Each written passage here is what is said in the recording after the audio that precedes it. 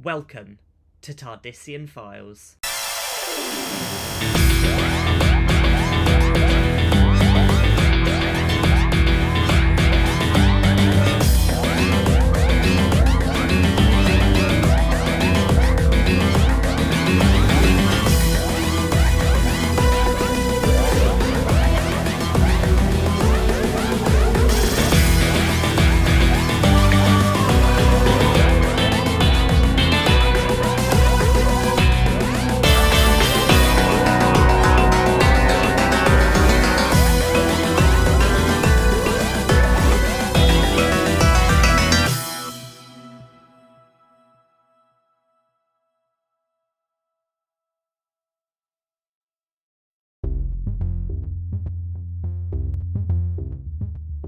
In today's episode, we are going to be taking a closer look into Ruby Sunday's elderly neighbour, Mrs. Flood, and speculating about her identity.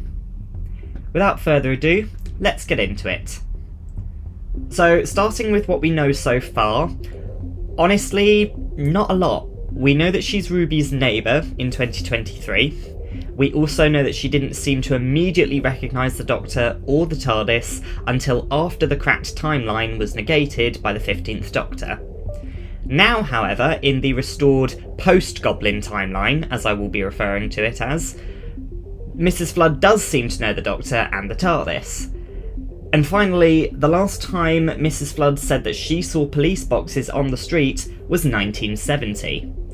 That will be important later. So, our initial conclusions from the small amount of evidence is, while there's no specific indicators of who Mrs. Flood may be, whether she's a returning character from the Doctor's past, or a future acquaintance of his whom he has met in his future, but from his perspective, and by extension the viewer's perspective, he hasn't met yet. So, while that's not a lot to go off of, there is one piece of evidence from Mrs. Flood's limited dialogue in the church on Ruby Road that gives us a possible indicator of which episode in the upcoming season that Mrs. Flood may appear again. And that clue is, the last time she saw police boxes on the street was 1970. For those listeners who have listened to the second episode of this season of the podcast, where we broke down the Next Time trailer from the Christmas episode, you'll know that Mrs. Flood's last sighting of police boxes coincides with an upcoming adventure of the Doctor's at Abbey Road Studios. For those classic pop fans, you'll know that this is the place where the Beatles recorded virtually all of their music from 1962 to 1970. So based on this minute amount of evidence, I believe that there's a possibility that Mrs. Flood is just a regular human woman who had an encounter with the Doctor and Ruby in her younger years back in 1970. Either she was an employee at the studios, or like many of the Doctor's one-time companions, she was just in the right place at the right time and got swept up in the adventure and lived to tell the tale. The reason why Mrs. Flood didn't recognise the Doctor or Ruby in the pre-Goblin timeline before Ruby's erasure and subsequent restoral to the timeline could be chalked up to the events in Ruby Road being part of a flux point in time, one that hasn't resolved itself until the events have played out in full. In other words, they were all living in a causal nexus before the timeline could resolve into one single future where Ruby, 1, existed, and 2, joined the Doctor in the TARDIS. So, the events that led to Mrs. Flood meeting and recognising the Doctor in her past weren't able to happen until Ruby's existence was secured. The Doctor had to live through the pre-Goblin timeline and then the cracked timeline and then negate the cracked timeline before Mrs. Flood could remember either him or Ruby. So that's my main theory. Mrs. Flood is just going to be a one-time companion who meets the Doctor and Ruby in 1970 when they encounter the Beatles and Jinx Monsoon's villain. However, there are, as always, other theories out there too. Another theory that is popular in the media right now is that Mrs. Flood's familiarity with the TARDIS means that she is another Time Lord. And not just any Time Lord, but an old friend turned enemy of the Doctor. The Rani. Honestly, this is a popular theory for whenever a mysterious female character who knows the Doctor is introduced and is not immediately identified in their debut appearance. There were speculations in 2014, for example, that Missy was the Rani until she was confirmed to be the Master instead. That said, no theory is more valid than another, so let's explore the evidence. For those who are unfamiliar with classic Doctor Who, the Rani was an old school friend of the Doctor and the Master, originally named Ushas, who was sort of like the Hermione to their trio back in their academy days. She grew up to become a scientist, specialising in neurochemistry. However, she earned herself the status of a renegade when an experiment with rats resulted in giant rodents running amok on Gallifrey, eating the Lord President's cat, and, allegedly, mauling the Lord President himself. Suffice to say, the Rani was exiled from Gallifrey as a result of this little incident, but she soon took control of the TARDIS that was transporting her and ended up having her own adventures. More specifically, she landed on other planets and then dabbled in various, very unethical research projects. The last time the Rani was seen was in the audio story Planet of the Rani, where we saw her second incarnation finally make it back to the planet Maya Simia Goria, a theme that was mentioned several times in the Rani's televised appearances, but never elaborated on until Big Finish finished the story arc. She landed on the planet 16 years after she originally subjugated its inhabitants. However, the Sixth Doctor arrived and helped to liberate the planet, and thus the Maya Simia Gorians put the Rani on trial and subsequently imprisoned her. It's unclear what happened to the Rani after this. However, by the end of the last Great Time War, both the Doctor and River Song believed the Rani to be dead. So, speculating very loosely here, it is possible that the Rani could have regenerated again and is hiding on Earth as an ordinary human woman. Another proposed clue to this theory on online discussion forums is the name Flood, which is linked to the term rain, which could be an anagram for Rani. Personally, I think that this is a bit far-fetched, however, I am open to being proven wrong, and it's interesting that the name Flood would come into this discussion because it actually feeds very nicely into another theory relating to the identity of Mrs. Flood. Various users on online discussion forums say that the name Flood could also relate to bodies of water, like river or pond. I'm sure most people know where I'm going with this, but a lot of people have speculated that Mrs. Flood may be River Song or Amy Pond. Personally, I do think that this is unlikely for several reasons.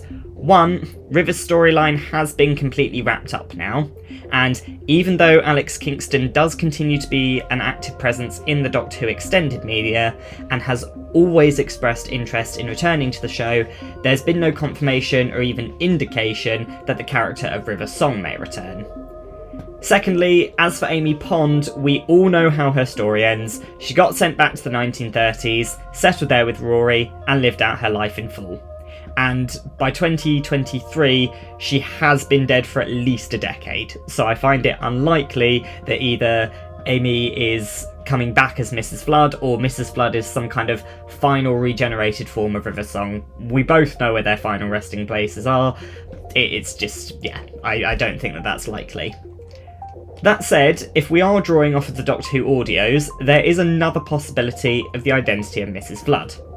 She may be one of River Song's siblings. For fans of the audios, you'll know that Madame Kavarian stole Melody Pond's DNA while she was in her first incarnation, and used it to generate a total of 11 biological clones of River. These clones all had different genders and appearances, and though some of them did regenerate into the same bodies that Melody would have had before adopting her River persona, regardless, Madame Kavarian named all of these clones with names that referred to water: Lake, Rindle, Tarn, Waddy, Creek, Beck, Brook, H1, H2, and O. Now again, this is speculating heavily, especially since this story arc was written for the character of River specifically, and may not have a place in the main show. But the name Flood does also refer to water, so I do think it is possible. Maybe Mrs. Flood is the Doctor's secret daughter-in-law. It would explain her familiarity with the TARDIS, as each of River's siblings were educated in the history of the Doctor, so as to use that knowledge to assassinate him when Madame Kavarian found out that her original attempt at Lake Silencio using River failed. Another theory links to another mystery left over from the events of the Giggle, the identity of the person who stole the Toymaker's golden tooth. For those who watched the 60th anniversary, you'll know that the Toymaker played against the Spyfall Master as he was dying, and the Master lost, leading to him getting imprisoned in the Toymaker's golden tooth. The same golden tooth that was left behind when the Toymaker folded in on himself and became trapped in the toy box after his defeat by the 14th and 15th Doctors. The same tooth that was stolen by an unseen individual with red nail varnish. Could this person have been Mrs. Flood? It seems unlikely immediately to me because the hand that took the tooth, if it indeed belonged to a woman, looked as though it belonged to a younger woman upon close inspection of the footage from the episode. While we will explore the potential elaborate plans that the Master may have laid down to ensure his return if he lost to the Toymaker in future episodes, I think it would have been quite a gamble for the Master to set up followers in 2023 without any knowledge that the Doctor or the Toymaker would do battle there, at Unit HQ no less. And that also raises the question, how did Mrs. Flood have access to the Unit HQ if she did indeed steal the Master's tooth? So, while it is possible that Mrs. Flood could be an acolyte of the Master's, I don't think she's the one who's responsible for recovering the Toymaker's tooth from Unit, if she is involved at all.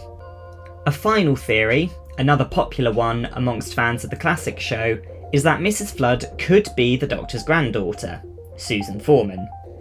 Susan has had many conflicting accounts of her current whereabouts after the Time War due to comics, the main TV show, and the audio stories contradicting one another.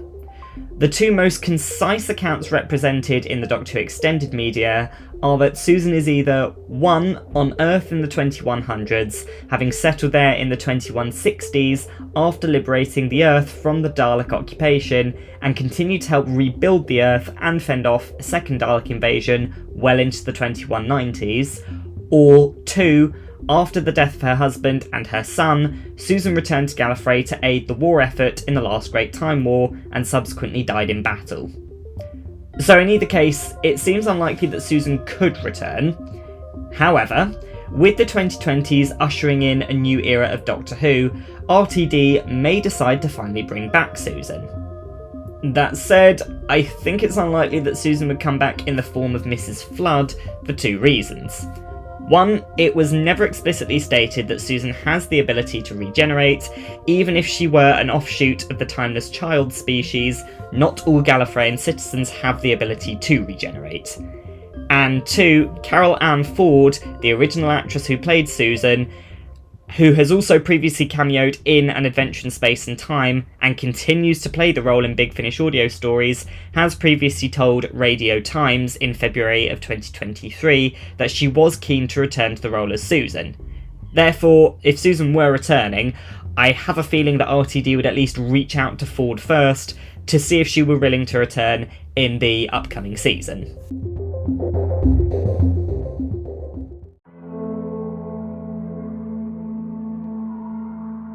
In conclusion, I think the most likely identity of Mrs. Flood is that she is a regular human lady who encounters the Doctor and Ruby in 1970 in Paddington at Abbey Road Studios, in the upcoming episode where the TARDIS duo meets the Beatles.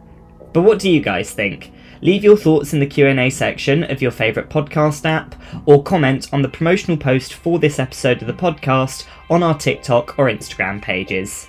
And as always, see you next time on Tardisian Files.